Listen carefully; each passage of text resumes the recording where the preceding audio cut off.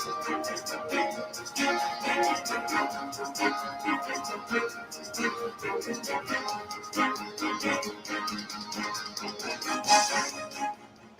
welcome back to the Vision Alignment Show, where we understand how our core beliefs, our core values need to be aligned with our vision. That is so important. And there's so many good things going on these days with people that know what their core beliefs are. That's the big secret. And they also then have them aligned with their vision or their purpose.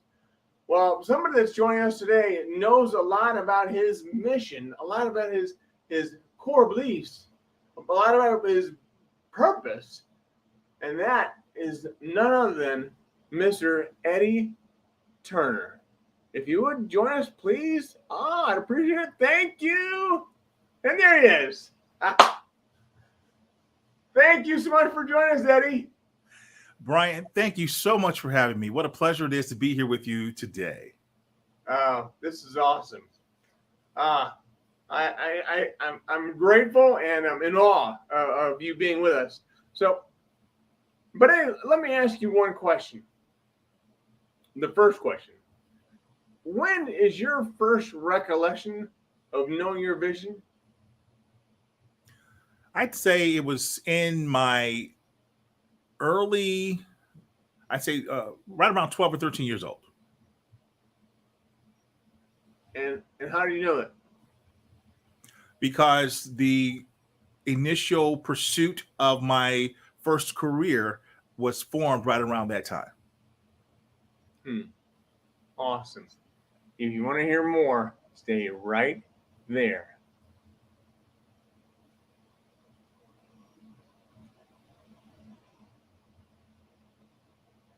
I promise you, you're going to stay right there.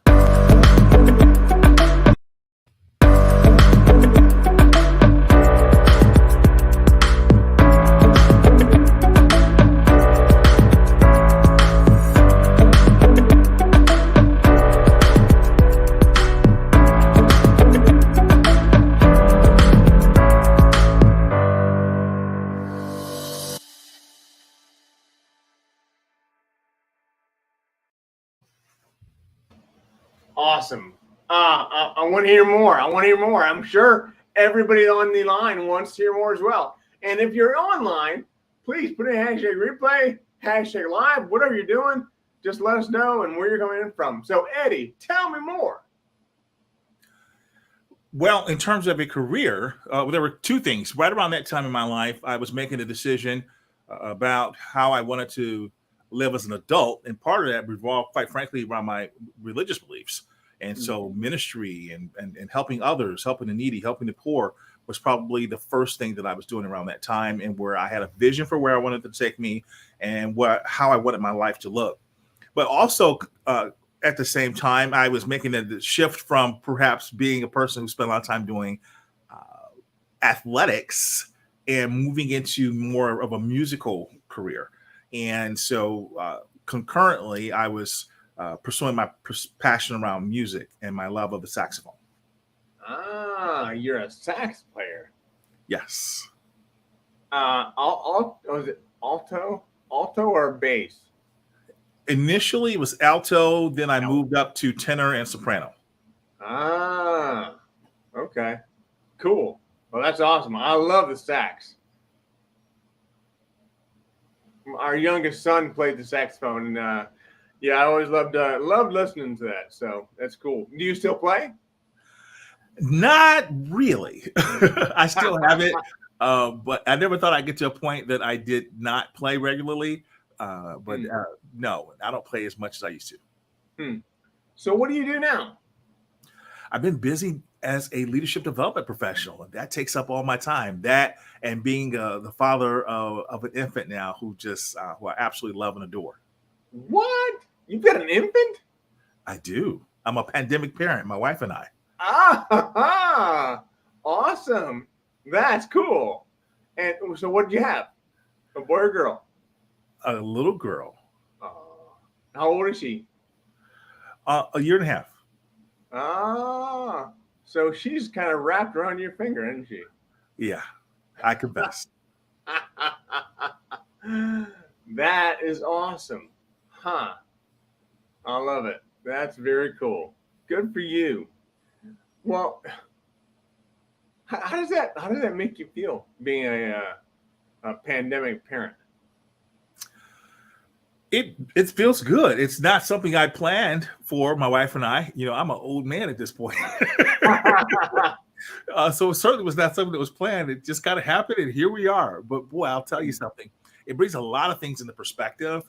And really, when you talk about vision, you talk about values, it really made me refocus my vision, if you will. It made me get recentered in terms of what my values are, because now it's not just about me or just about my spouse and I.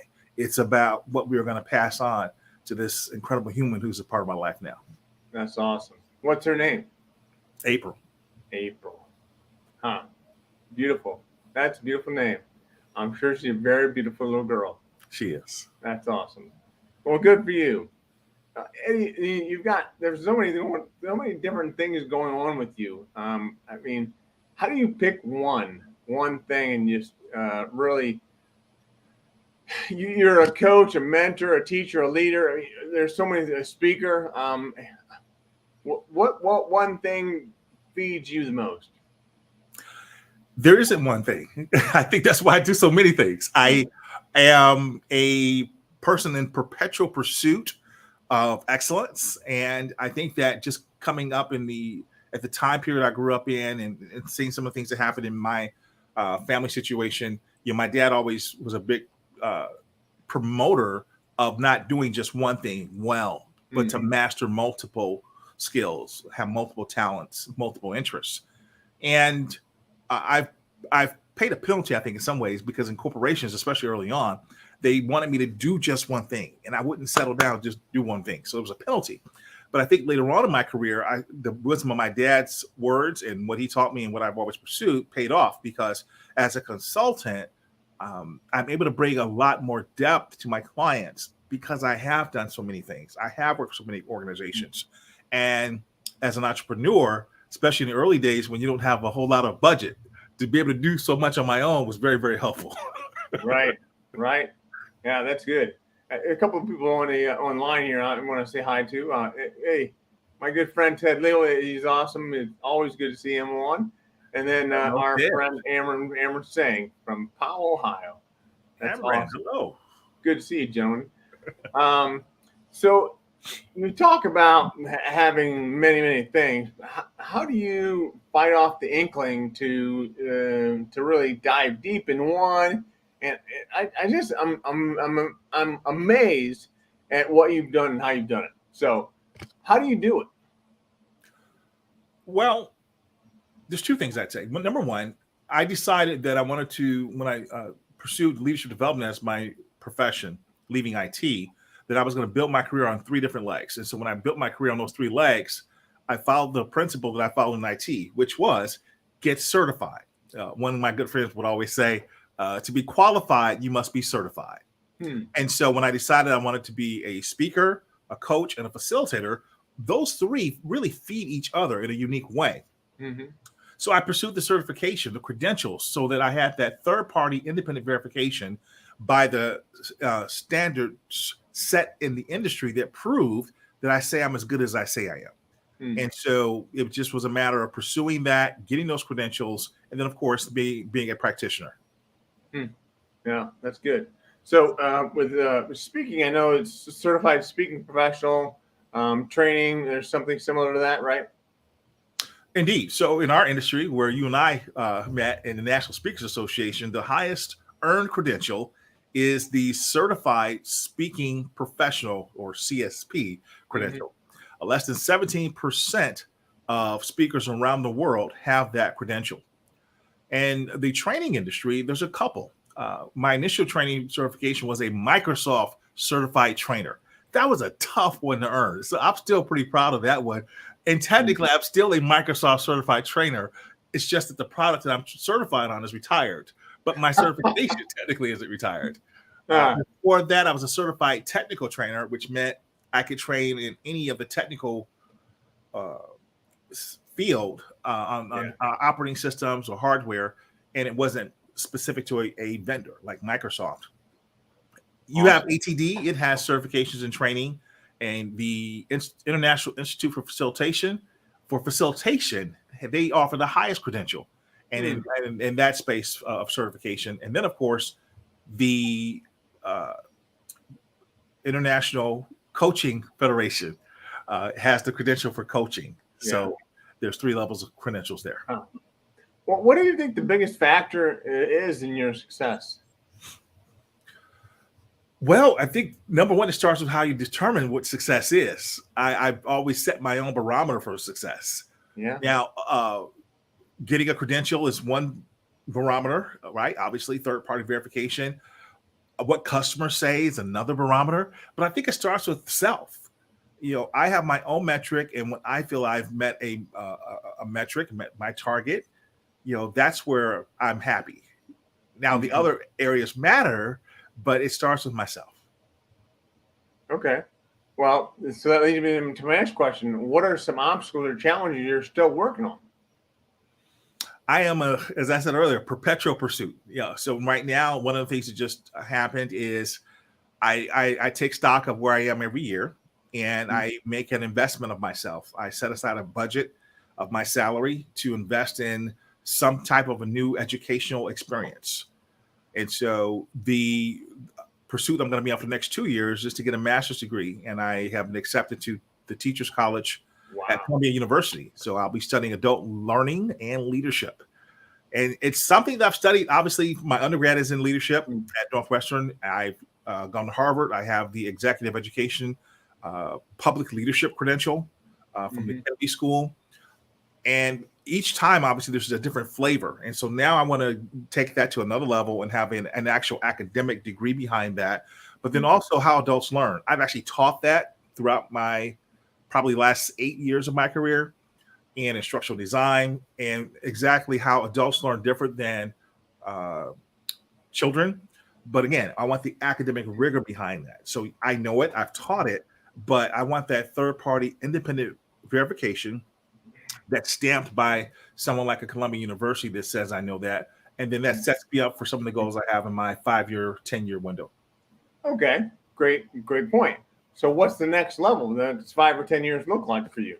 What level? Stay tuned. Stay tuned. Okay. Well, that's interesting. Well, who you have so much going on. Who helps to see your blind spots? Who helps see what you can't see that you should be seeing? My wife. Yeah. My wife is, man. I always say she's the reason that she helps me soar, because she helps me see what I obviously wouldn't see on my own. And then I have a nice circle of friends that I trust who are always there to help me. We help each other, but I want people to tell me the truth. I want people to help me see what I can't see, because even as the attorneys would say, he who hires himself as an attorney has hired a fool. Yeah. So you want someone else to always give you a layer that you can't provide for yourself. Yeah, it's true. How many years have you been married? 5 years. 17. Wow. Oh, that's cool. That is very, very cool. How'd you meet her? We met here in Houston when I moved to Houston. Okay. So you just moved to Houston not too long ago. 5 years ago? No, I moved to Houston 9 years ago.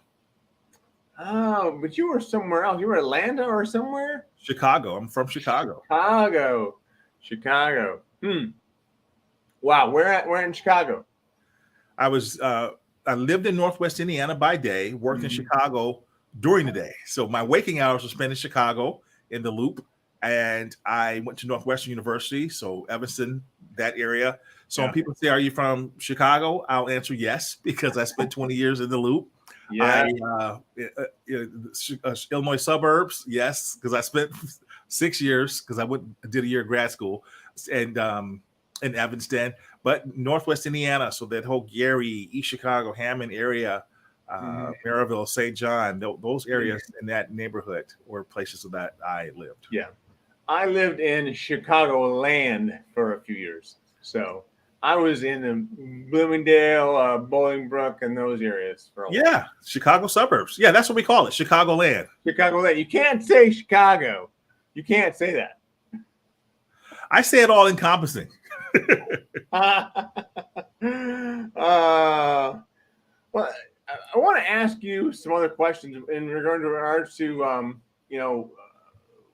your experience, because I know you've got a lot of experience with this, and this probably is going to test you a little bit. Okay. But I want to talk from a disability perspective. I have a disability, and my disability is my speech impediment. Plus, I have an eye, obviously, that doesn't open, so I have visual impairments. When is your first time you remember encountering prejudice or something like that for a person with a disability? I don't remember off the top of my head the first time I probably saw that take place. I think that one of the things that's happened for me over the last few years has been an awareness that I had I was lacking awareness of when certain things were happening.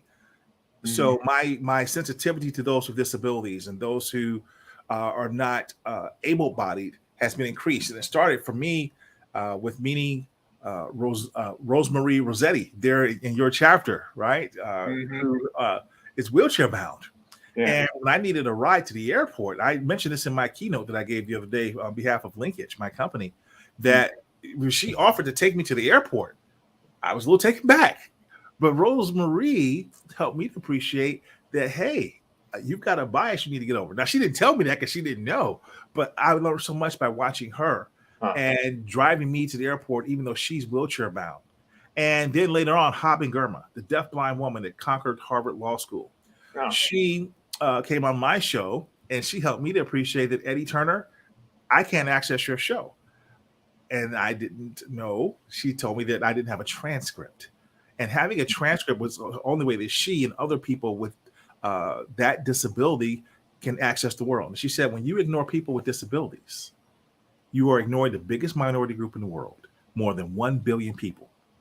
So I credit Rosemary Rossetti, I credit Haben Girma for helping to raise my own awareness. So now I'm really ultra sensitive to anything about disabilities. I'm looking for rails, I'm looking for ramps when I go places, and I'm really conscious of that now, and I was not conscious of that before. Yeah, I'm looking at the ticker going on my screen as well. So I think about that too, and I need to do a better job. I need to do a better job of that. So.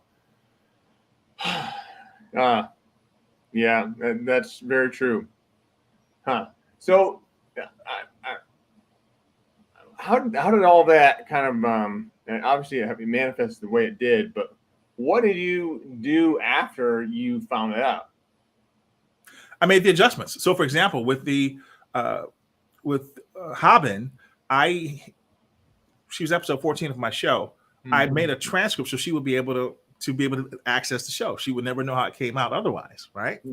But then I went back and I transcribed every episode, the 13 before her, and every episode of my show afterward has a transcript.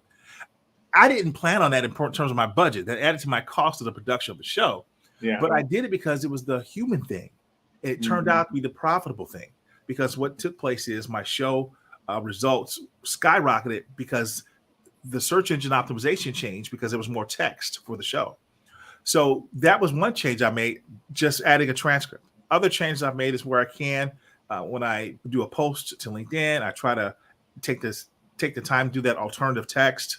I try to, whenever I am doing a speech or I'm doing a meeting, turn on the